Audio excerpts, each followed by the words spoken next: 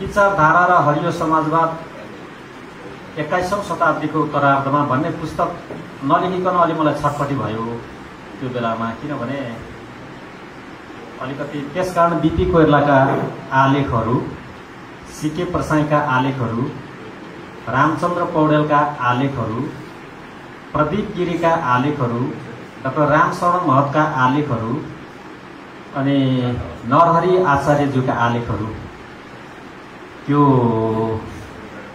पढेर अलिकति केही यसलाई दार्शनिक रूपमा, सैद्धान्तिक रूपमा, व्यवहारिक रूपमा बुझाउनुपर्छ भन्ने लागेकोले मैले त्यो पुस्तक लेखेको हो। तर त्यो वर्ष दिन अगाडि नै लेखेको, कपीहरू पनि मेरो विचारमा सकिसक्यो होला त्यो बार्दा नै।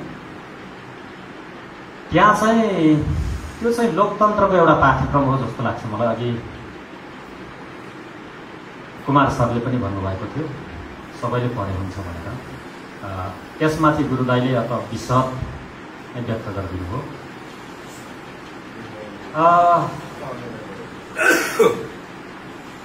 त्यस पछाडि मैले त्यो अघि पनि भने रूपान्तरण कार्यक्रममा हिँडेको बेलाको एउटा स्पिरिट, आर्थिक दृष्टिकोणले नेपाललाई कसरी सबल बनाउनु पर्छ अथवा देशको मेरुदण्ड अथवा मानव जीवनको मेरुदण्ड आर्थिक दृष्टिकोण हो भने यसको बहस कसरी गर्नुपर्छ भन्ने कुरामा चाहिँ र रूपान्तरण अभियानलाई बचाइराख्नको लागि है, तपाईहरुले गर्नुभएको रूपान्तरण अभियानलाई बचाइराख्नको लागि मैले त्यो डकुमेन्ट लेखेको।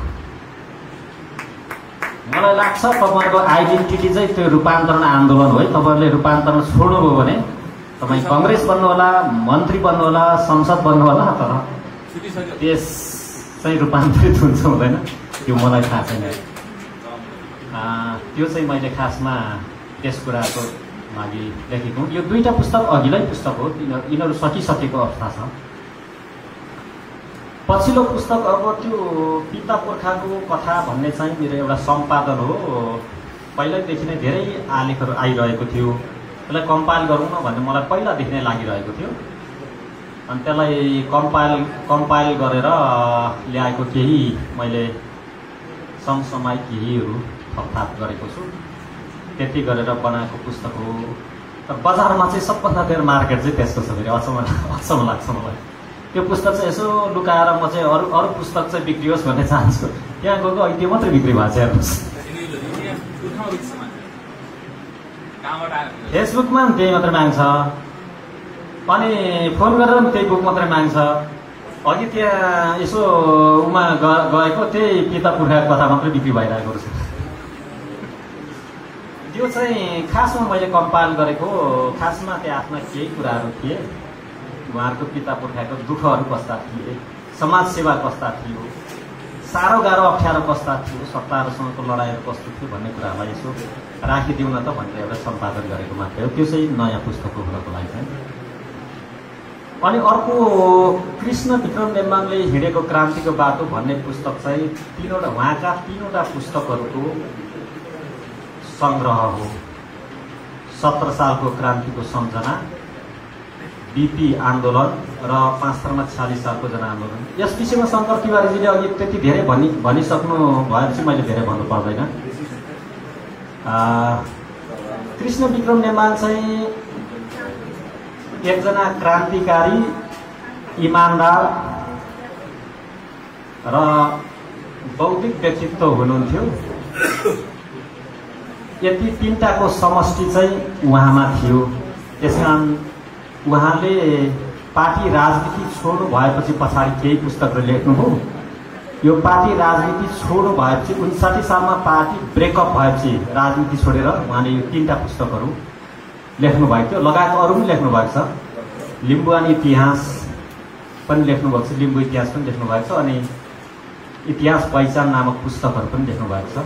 उहाँलाई भर्खरै मात्रै आजको 1 साता अगाडि उहाँ दिवंगत हुनुभयो, तर 1 साता अगाडि उहाँको पुस्तक लिम्बू इतिहासलाई चाहिँ लिम्बुवान अध्ययन केन्द्रले पुरस्कृत गरेको थियो। यो पुस्तक चाहिँ मेरो विचारमा क्रान्तिकारी हुँ भन्नेहरूले, राजनीति गर्छु भन्नेहरूले चाहिँ पढ्नुपर्छ जस्तो लाग्छ मलाई। किनभने क्रान्ति चाहिँ उहाँले राम्ररी बताउनु भएको छ। विश्व क्रान्तिको अध्ययन पनि उहाँसँग धेरै राम्रो थिएछ भन्ने कुरा चाहिँ मैले यो सम्पादन गर्दा चाल पाएँ। उहाँले भनेको नामहरू चाहिँ मैले प्रत्येक गुगलतिर खोजेँ, को रहेछ त्यो नामहरू सम्पादन गर्दा। बा बुढोले त्यतिकै हान्यो कि झटारो भन्ने लाग्यो है। गुगलमा खोजेँ, व्हाट्सएपमा खोजेँ, च्याट जीपीटीमा खोजेँ। मलाई त्यो खोजेपछि चाहिँ अनि लाग्यो यो पुस्तक निकै गहन छ, यो पुस्तक निकै दह्रो छ। विश्व क्रान्ति चाहिँ यो पुस्तकले राम्ररी बुझाउने रहेछ। तर उहाँको यो चाहिँ आत्मजीवनी हो, किनभने उहाँले गर्नुभएको क्रान्तिहरूलाई उहाँले पुष्टि गर्नको लागि ल्याएको सन्दर्भहरू हो तिनीहरू भनेको चाहिँ। उहाँ चाहिँ अलिकति कम्युनिस्ट क्रान्तिकारीहरू बेसी पढ्नुहुन्थ्यो चाहिँ, अब चाल पाइन्छ त्यो चाहिँ। उहाँ कम्युनिस्ट क्रान्तिकारीको अलिक बेसी फ्यान पनि हुनुहुन्थेछ उहाँ चाहिँ। त्यो चाहिँ उहाँको यो पुस्तकबाट प्राप्त हुन्छ। मलाई लाग्छ आउँदो पुस्ताले यो पुस्तकबाट त्यही क्रान्तिप्रतिको एउटा मोह, राष्ट्र निर्माणप्रतिको मोह चाहिँ यहाँबाट सिक्नुपर्छ